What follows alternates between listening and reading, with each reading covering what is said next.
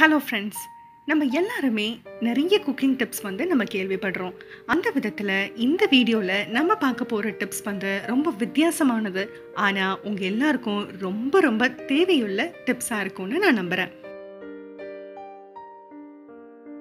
முதல் டிப், நம்ம அதிகமாக யூஸ் பண்ணுற இந்த குக்கர் சம்மந்தமானது தான்.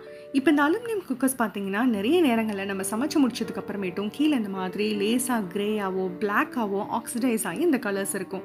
அதுக்கு என்ன பண்ணணும்னா, ஒரு 2-3 மாதத்துக்கு ஒரு தடவை நம்ம யூஸ் பண்ணதுக்கு அப்புறமேட்டு மிச்சம் இருக்கிற எலுமிச்சை தோலெல்லாம் சேர்த்து வச்சு, இல்லை உங்கள்கிட்ட ஃப்ரெஷ்ஷாகவே பழம் இருந்ததுன்னா ஒரு அரை எலுமிச்சம்பழம் அளவுக்கு இந்த மாதிரி 2-3 துண்டாக கட் பண்ணி கால்வாசி அளவுக்கு தண்ணி சேர்த்து 3 விசில் கொடுத்து நம்ம எடுத்துட்டோம்னா ஓப்பன் பண்ணும்போது உங்களுக்கு மேஜிக் தான் வெயிட் பண்ணிட்டு இருக்கும். பல காலமாக குக்கருக்குள்ளே இருந்த கரை சூப்பராக க்ளீனாக இருக்கும். இதுவே குக்கரோடைய முக்கால்வாசி வரைக்கும் உங்களுக்கு அந்த கிரே கலர்லாம் இருந்ததுன்னா நம்ம அவ்வளோ நம்ம தண்ணி சேர்த்து விசில் வைக்க முடியாது. அது ரொம்பவே ரிஸ்க் ஆகிடும். அந்த மாதிரி நேரத்தில் நம்ம என்ன பண்ணலான்னா, ஓப்பன் பேனில் நிறைய எலுமிச்சை தோலெல்லாம் போட்டு, அதே மாதிரி இந்த க்ரீன் ஆப்பிளோட தோல் கிடச்சிதுன்னா இந்த மாதிரி எதில் புளிப்புத்தன்மை இருக்கோ அந்த தோலை போட்டு நம்ம நல்லா கொதிக்க விட்டு சிம்மிலேயே வச்சு ஒரு 20 நிமிஷத்துக்கு மேலே கொதிக்க வச்சு, கொதிக்கும் போது ஒரு கரண்டியை வச்சு நல்லா கிண்டி விட்டு ஓரங்களை தடவி விட்டு கிண்டி விட்டு நம்ம கொதிக்க விட்டோம்னா அந்த கரையை குக்கர் முழுசுல இருந்தும் நம்ம நீக்கிடலாம். அடுத்தது இந்த குக்கரோட இந்த கேஸ்கட். இந்த கேஸ்கட் பார்த்தீங்கன்னா அடிக்கடி ரீப்ளேஸ் பண்ணுற மாதிரி ஆகும். அதை நம்ம ப்ரிவெண்ட் பண்ணுறதுக்கு எப்படியுமே ரீப்ளேஸ் பண்ணி தான் ஆகணும். பட் சீக்கிரமாக ஓன் அவுட் ஆகாமல் இருக்கிறதுக்கு எப்பயுமே குக்கர் வேலை முடிஞ்சிருச்சு அப்படின்னா ஓப்பன் பண்ண உடனேயுமே இந்த கேஸ்கெட்டை மட்டும் எடுத்து நல்ல சில் தண்ணியில் கழுவி வச்சிடணுங்க. அப்போது ரொம்ப நாளைக்கு இந்த கேஸ்கெட் லூஸ் ஆகாமல் அதோடைய ஷேப்பை லூஸ் பண்ணாமல் இருக்கும்.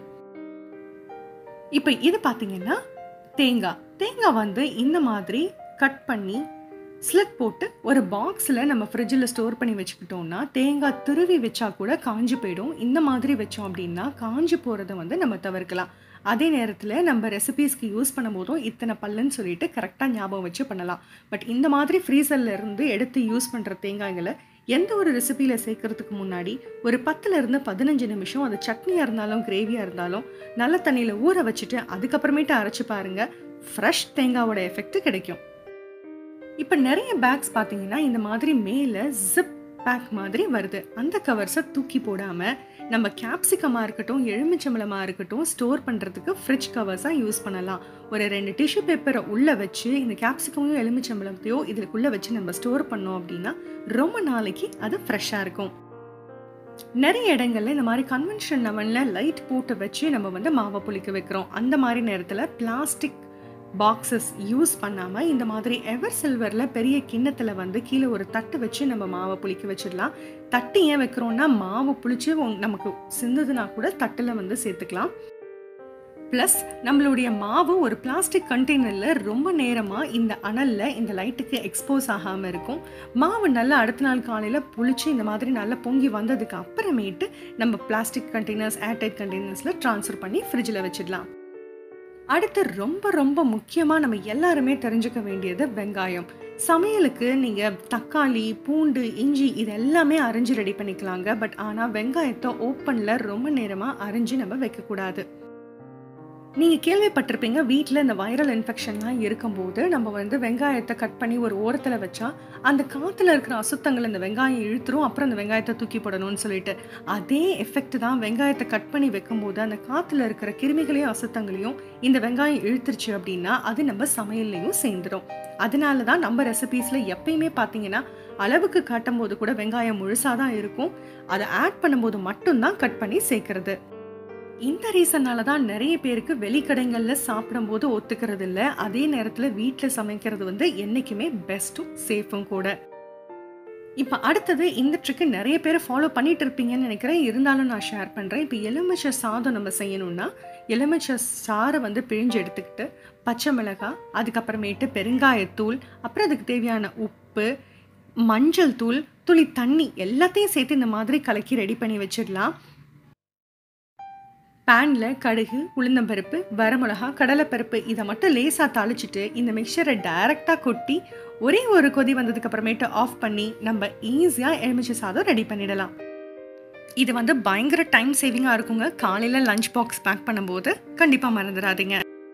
இப்ப இந்த மெத்தட் பார்த்தீங்கன்னா, ரொம்ப ஈஸியா நம்ம பீட்ரூட் யூஸ் பண்ணி எப்படி வந்து நம்ம ஃபுட் கலர் ரெடி பண்றதுன்றது தான். இப்ப இத பார்த்தீங்கன்னா, ஒரு சின்ன டிஃபன் பாக்ஸ்ல ஒரு 1/2 பீட்ரூட்ட குட்டி குட்டியா கட் பண்ணி, அதுல கொஞ்சமா தண்ணி தெளிச்சு இல்லன்னா தண்ணி சேர்த்து, இந்த டிஃபன் பாக்ஸ மூடி, ஒரு குக்கருக்குள்ள ஆல்ரெடி தண்ணி இருக்கு. கொஞ்சமா தண்ணி இருக்கு. அந்த குக்கர்ல இத உள்ள வச்சு, இந்த டிஃபன் பாக்ஸ வச்சு மூடிர்றேன். விசில் எதுவும் போடல. அப்படியே ஒரு மீடியம் ஃப்ளேம்ல ஒரு 5 நிமிஷம் இத அந்த குக்கருக்குள்ளேயே வச்சுடுறேன். என்ன ஆகும் அப்படின்னா, அந்த பீட்ரூட்ல இருந்து அந்த சாறு வந்து அப்படியே அந்த டிஃபன் பாக்ஸ்ல கலெக்ட் ஆயிருக்கும். அந்த சாறு எடுத்து நம்ம கேசரிக்கு கலர் ஆட் பண்ண ஸ்டேஜ்ல ஆட் பண்ணிட்டா கேசரி சூப்பரான மைல்டு பிங்க் கலர்ல, அதே நேரத்துல நேச்சுரல் கலரிங்கோட இருக்கும். ஏற்கனவே இந்த பீட்ரூட்டோடைய தண்ணி வந்து ஓரளவுக்கு அந்த குக்கர்ல கொதி வந்ததுனால இதுல அந்த பீட்ரூட்டோடைய வேர் வாசனை கூட இருக்கவே இருக்காது. இப்ப இதுவும் ரொம்ப முக்கியமான டிப்புங்க. இந்த புளி பார்த்தீங்க அப்படின்னா, நம்ம மரத்துல இருந்து எடுத்து இந்த மாதிரி ஓப்பன்ல காய வச்சு அதுக்கப்புறமேட்டு பேக் பண்ணி வருது. அதனால அந்த புளியில நெறைய தூசு படிஞ்சிருக்கிறதுக்கு காரணம் இருக்கலாம். ஸோ நீங்க என்ன பண்றீங்கன்னா, எப்பயுமே புளி யூஸ் பண்றதுக்கு முன்னாடி ஒரு தடவ நல்ல தண்ணீல அலசிட்டு, அதுக்கப்புறமேட்டு புளிய ஊற வைங்க. ரொம்பவே ஹைஜீனிக்கா இருக்கும். இப்ப இந்த ட்ரிக் உங்களுக்கு ரொம்பவே யூஸ்ஃபுல்லா இருக்கும். இந்த உப்பு, மிளகு தூள் வைக்கிறதுக்கு நம்ம குட்டி, குட்டி ஜார்ஸ் வச்சிருப்போம். அதுல பார்த்தீங்கன்னா, உப்பு வந்து ஈரத்தன்மை பட்டுருச்சு அப்படின்னா, அங்கங்க வந்து கட்டி பிடிச்சிரும். அதுக்கு என்ன பண்ணலான்னா, ஒரு 1/2 டீஸ்பூன் அளவுக்கு துளி அரிசி எடுத்து அதுல போட்டுருங்க. அதுக்கப்புறமேட்டு உப்பு ஃபில் பண்ணிடுங்க. எப்படியுமே அரிசி வந்து அந்த ஓட்டை வழியா வெளியில வராது. ஆனா, அதே நேரத்துல அந்த உப்புல கொஞ்சம் கூட ஈரத்தன்மை சேராம அந்த அரிசி பார்த்துக்கும். இது நெறைய பேரு ஃபாலோ பண்ணிட்டு தான் இருப்பீங்க. இருந்தாலும் நான் சொல்றேன். இப்போ புதுசா நம்ம வந்து ஒரு பாத்திரம் வாங்கிட்டு வரோம் அப்படின்னா, அத ஜஸ்ட் வந்து வாஷ் பண்ணிட்டு யூஸ் பண்றத விட, கொஞ்சமா தண்ணி ஊத்தி, அது ஒரு கொதி வந்ததுக்கு அப்புறமேட்டு அந்த தண்ணிய டிஸ்கார்ட் பண்ணிட்டு, அதுக்கப்புறமேட்டு அதுல சமைச்சோம் அப்படின்னா, ரொம்பவே ஹெல்தியா இருக்கும். இப்ப இந்த டிப் பார்த்தீங்கன்னா, எல்லாருக்குமே ரொம்பவே யூஸ்ஃபுல்லான டிப்பா இருக்கும். கிரேவிலயோ, குழம்புலயோ உப்பு அதிகமாயிடுச்சுன்னா என்ன பண்ணலாம்? இப்ப இதுக்கு பார்த்தீங்க அப்படின்னா, கோதுமை மாவையோ, மைதா மாவையோ இந்த மாதிரி குட்டி, குட்டி உருண்டைகளா கொஞ்சமா தண்ணி தெளிச்சு கெட்டியான உருண்டைகளா உருட்டி, அத வந்து அந்த குழம்புல போட்டுருங்க. கொஞ்சமா தான் உப்பு கரிக்குதுன்னா, 1 பாலே போதுமானது. பட் நல்லாவே உப்பு கரிக்குதுன்னா, ஒரு 2, 3 பால் போட்டுருங்க. இந்த பால் பார்த்தீங்கன்னா, மோமோஸ்க்கான பண்ண பால். இந்த சைஸ் கரெக்ட்டா இருக்கும். நல்லா சூடு பண்ணிட்டு குழம்ப ஆஃப் பண்ணிட்டு இந்த பால்ஸ உள்ள போட்டுருங்க. அவ்வளவே தான். ஒரு 15லேருந்து 20 நிமிஷத்துக்குள்ள அந்த குழம்புலயோ, கிரேவிலயோ இருக்கிற அதிகமான உப்பு கரிப்பு தன்மைய இந்த பால்ஸ் வந்து எடுத்துரும். இப்ப அடுத்தது நம்ம அரிசிலயோ, நட்ஸ்லயோ, வீட்ல வச்சிருக்கிற மாவுலயோ பூச்சி வந்துருச்சுன்னா என்ன பண்றது? அப்ப என்ன பண்ணுங்க, நம்ம வந்து முன்னாடி மொறத்துல இல்லன்னா ஒரு பெரிய வந்து தாம்பூல தட்டுல கொட்டி அத வந்து வெயில்ல வைப்போம். வெயில்ல வைக்கும்போது என்னாகும், அந்த தாம்பூல தட்டும், மொறமும் வந்து நல்லா சூடாகி அதிலிருந்து அந்த பூச்சியெல்லாம் வெளியேறிரும். அதுக்கப்புறமேட்டு நம்ம கிளீன் பண்ணிட்டு உள்ள எடுத்து வச்சுக்கலாம். பட் இன்னைக்கு இருக்கிற சிச்சுவேஷன்ஸ்ல அத பண்ண முடியலன்றப்ப நம்ம என்ன பண்ணலாம்னா, அடுப்ப வந்து நல்லா சிம்ல வச்சுட்டு ஒரு எவர் சில்வர் இல்ல ஸ்டெயின்லெஸ் ஸ்டீல் பிளேட் அதுல வச்சு அந்த பிளேட்ட நல்லா சூடு பண்ணிடுங்க. ஆஃப் பண்ணிடுங்க. அதுக்கப்புறமேட்டு அந்த சூடா இருக்கிறதுல மைல்டு ஹீட்டா இருக்கிறதுல நீங்க என்ன பண்றீங்கன்னா, உங்க நட்ஸையோ, அரிசியோ, மாவையோ கொட்டிருங்க. தானா அந்த சூட்டுக்கு எல்லா பூச்சிகளும் வெளியேறிரும். அதுக்கப்புறமேட்டு நம்ம அத யூஸ் பண்ணலாம். இது வந்து ரொம்பவே முக்கியமான டிப்புங்க. இது பிரான்ச் ஆயில். இது கண்டிப்பா எல்லா கிச்சன்லயும் கம்பல்சரியா இருக்க வேண்டிய ஒரு பொருள். இது வந்து விளக்கெண்ணெய். அதுலயும் முக்கியமா மூலிகை சேர்த்த விளக்கெண்ணெய். உடல் சூடு இருந்தா நமக்கு எப்படி வந்து உடல் சூட தணிக்கிறதுக்கு இது வந்து நம்ம அடிவயிறுலயோ, உள்ளங்கால்லயோ தேய்ச்சா உடல் சூடு குறையுதோ, அத விட முக்கியமான யூஸ் இருக்குங்க. அதாவது கிச்சன்ல நமக்கு வேலை செய்யும்போது நமக்கு ஏற்படுற சூடுனால ஏற்படுற புண்ணு. இத சூடு பட்ட உடனேயுமே எந்த விதமான சூடா இருந்தாலும் சரி, இது வந்து எனக்கு அவன்ல டைரக்ட்டா ஃபுல் ஹை ஹீட்ல பட்ட சூடு. அது எண்ணெய் தெறிச்ச சூடா இருந்தாலும் சரி, சூடான பொருள்லயோ, பேன்லயோ கைய வச்சதுனால பட்ட சூடா இருந்தாலும் சரி, இல்ல நம்ம மேல வந்து ஒரு சூடான தண்ணியோ, பாலோ கொட்டுன சூடா இருந்தாலும் சரி, அது எவ்வளோ பெரிய புண்ணா இருந்தாலும் சரி, சின்னதா இருந்தாலும் சரி, அதுல உடனே இந்த பிரான்ச் ஆயில அப்ளை பண்ணிடுங்க. ஒரு 2 வாரம், 1 விட்டு 1 நாளாவது கண்டிப்பா அப்ளை பண்ணிட்டு வாங்க. பெரிய புண்ணா இருந்தா டெய்லி அப்ளை பண்ணுங்க. 2 வாரத்துல வேற எந்த ஒரு கிரீமோ, எந்த ஒரு ட்ரீட்மெண்ட்டும் எடுக்காம, இது ஜஸ்ட் அந்த மேல் தோல மட்டுமே அஃபெக்ட் பண்ணி, அதுக்கப்புறமேட்டு இந்த இடத்துல அப்படி ஒரு சூடு பட்டுதுன்ற ஒரு சவுடே இல்லாம, அத வந்து கிளியர் பண்ணி குடுத்துரும்.